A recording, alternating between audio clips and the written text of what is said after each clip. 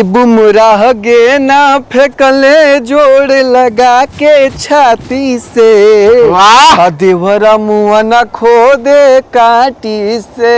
IPL में Bhojpuri commentary बड़ा मजा देता, लेकिन कुछ फैन लोग दुखी भी बा। कहे कि उनका लोग के पावर स्टार जी के, ट्रेंडिंग स्टार जी के कमेंट्री करे के मौका नहीं मिलल। लेकिन हई एमबीएस के डिबेट में हम दोनों स्टार जी लोग के खींच लेल बनी। पावर स्टार जी नमस्कार। नमस्ते नमस्ते, प्रणाम भैया आप सबके भोजपुरिया जहान के। जी ट्रेंडिंग स्टार जी रहुआ के नमस्कार। नमस्कार, कैसन बनी? जी बढ़िया बढ़िया। रहुआ कमेंट्री करे ना गई ट्रेंडिंग स्टार जी, रहुआ के ना बोलावल गइल है का? ना ना ना, देखिए हमरा के तो बहुत पहले ही बुलावल गया, 2 महीना पहले ही हमरा खबर आ गई रहा। दरअसल काफी व्यस्तता के कारण हम जा ना पौनी, कैसे कि जर्मनी में हमारा शूटिंग कर जाए अपना गाना के 4-5 गाना बाड़ी सो, तो उन्हें के लेकर थोड़ा सा अपना बॉडी वॉडी पर ध्यान देते रहनी, थोड़ा सा प्रैक्टिस वगैरह में रहनी है। जी जी, मैंने गाना वाना के शूटिंग चलता ना। हाँ हाँ हाँ हाँ, रहुआ सबके फिल्म वाली मिलतो तो नहीं खेला। अच्छा कोनो बात ना। ना ना, अभी 2 ब्लॉकबस्टर फिल्म देले रहनी। अच्छा देले बनी। काफी इंटरटेन भरल बा ओकरा में। ओ अच्छा ठीक बा, बढ़िया बा। तो पावर स्टार जी रहुआ के ना बुलावल गइला का कमेंट्री करे खातिर? नहीं भैया, हमके बहुत पहले ही कहल की रहे कि तारा कमेंट्री करे के बा, लेकिन हम कहनी कि हमारा के समय नहीं के।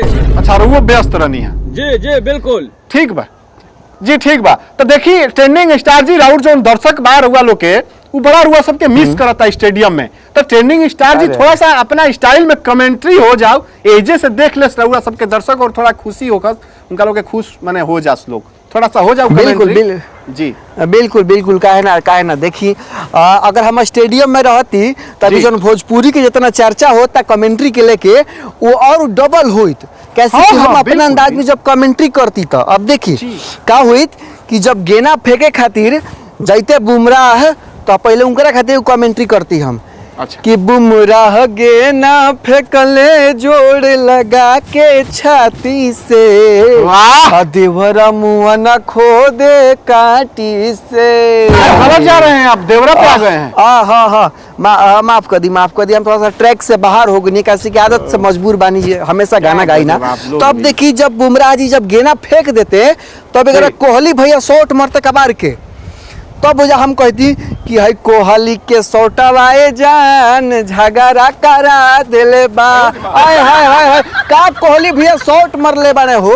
गेना तो ऐसे लहराते हुए स्टेडियम के बाहर जाता जैसे भौजी के साया लहराला। बस हो गई, जाए दी, माफ कर दी ना। रुक जाई ना तो घबरा जाई काम, रुक जाई, बहुत हो गई। पावर स्टार जी भैया रहुओ कुछ कमेंट्री, कुछ करब कमेंट्री, कुछ करी दर्शक खातिर, रहुओ कुछ कर दी कमेंट्री। एजे शुरू होला, एजे खत्म होला, कमेंट्री दोसर केहू कहां से कली। अच्छा जी ना, रहुआ देखिए रहुआ जोन बा रहुआ बोलब तो बहुत माने अच्छा लोग आनंद ली हैं राउर दर्शक।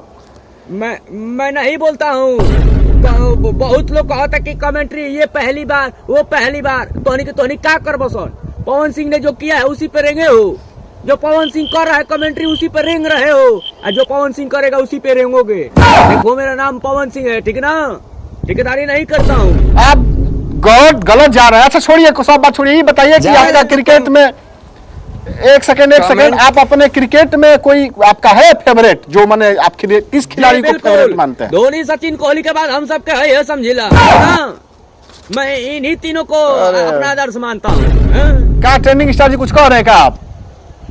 अरे हम कहनी कि ठीक बैला कि इनकरा के ना बोलावल गइला महाराज, लेके तो स्टेडियम में इनकरा के माइक से पहले बोतल देवे के पड़ी था, जो स्टेडियम के पब्लिक भी भाग गई रही। पर्सनल बातें नहीं होगी यहाँ पे, पर्सनल बेटा जी गुड़गांव में रहला, ठीक ना? का हो गइल मैंने गुड़गांव में रही ना, तो कुछ करबा का? आप अरे गलत जा रहे हैं आप, ऐसे थोड़ी होता है। मतलब आपके दर्शक इतना आपको पावर स्टार जी प्यार करते हैं, आपके एकदम आवाज के लिए परेशान रहते हैं। अब जमाना कमेंट्री के पीछे आगे ऐसन गड़गड़ाहट होके ओकर पत्ता के हिला पाई, बस के बात नहीं के। खाली बकैती करेला पवन भैया, काम कुछ ना करी है। आप देखिए हमको तो लग रहा है ना। नहीं बोलता हूँ, ठीक ना? जा दिन सनद देनी अतना बोलब ना कि दिमाग में हैजा हो जाए, ठीक ना? इस बात का ध्यान रखना। नहीं, मेरा नाम पवन सिंह है। आप चुप रहिए सर। तू नहीं, आप चुप रहिए। तो अबे सबके भलाई बस, पवन भैया चुपे रहो। कितना चुप रहिएगा महाराज, कितना चुप रहिएगा? हम ही इंसान हैं, हम देखिला तो हमका हंसी छुटेला। हैं? ये पहली बार, वो पहली बार, जो हुआ है पवन सिंह किया है, पहला ब्रांड पवन सिंह है। बस हो गया, हम समझ गए। आप लोगों को नहीं बुला के बहुत अच्छा हुआ है। आप लोग जाते तो भोजपुरी में आईपीएल में जो कमेंट्री हो रहा है आप लोग बिगाड़ देते सर। अच्छा है कि आप लोग नहीं गए हैं।